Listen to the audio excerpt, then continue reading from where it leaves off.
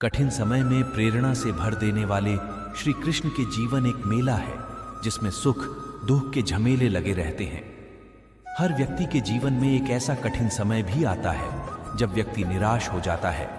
ऐसे समय पर यदि धैर्य से काम लिया जाए और खुद को प्रेरित करके रखा जाए तो सफलता भी आपकी दहलीज पर दस्तक देती है। भगवान श्री कृष्ण ने श्रीमद् भागवत गीता जी के निर्मल ज्ञान प्रकाश से पाठ की परेशानियों का भ्रम मिटाया था। अपनी इच्छा की शक्ति से अपने आप को नया आकार दें। अपने आप को कभी भी स्व इच्छा से नीचा न होने दें। इच्छा ही आत्मा की एकमात्र मित्र है और इच्छा ही आत्मा की एकमात्र शत्रु है। जिन्होंने खुद को जीत लिया है उनके लिए इच्छा एक मित्र है, लेकिन यह उन लोगों का दुश्मन है जिन्होंने अपने भीतर आत्मा को नहीं पाया है।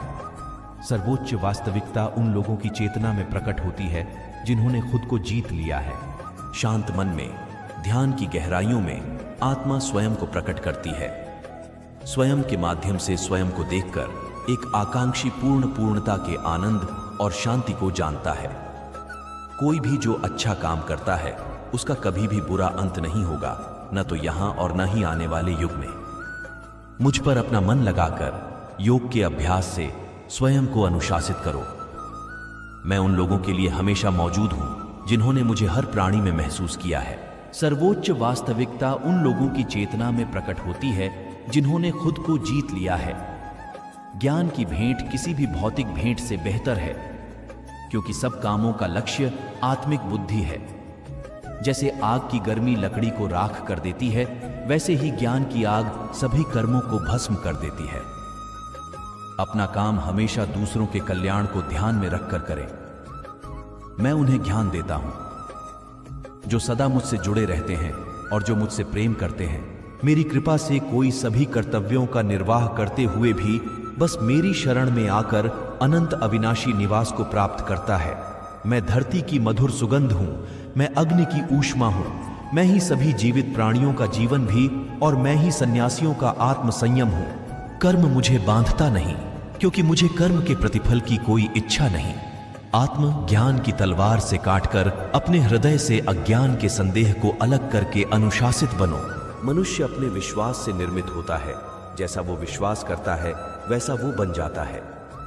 इस जीवन में मनुष्य न तो कुछ खोता है और न ही कुछ व्यर्थ होता है। मन अशांत है और उसे नियंत्रित करना कठिन है, लेकिन अभ्यास से इसे वश में किया जा सकता है। केवल मन ही किसी का मित्र और शत्रु होता है।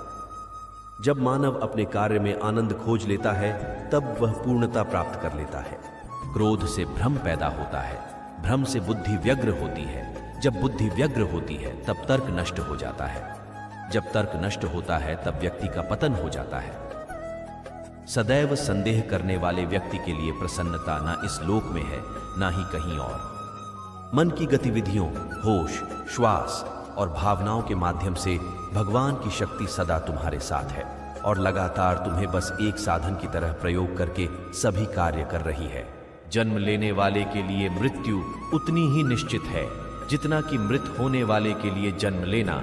इसीलिए जो अपरिहार्य है उस पर शोक मत करो। जो मन को नियंत्रित नहीं करते उनके लिए वह शत्रु के समान कार्य करता है।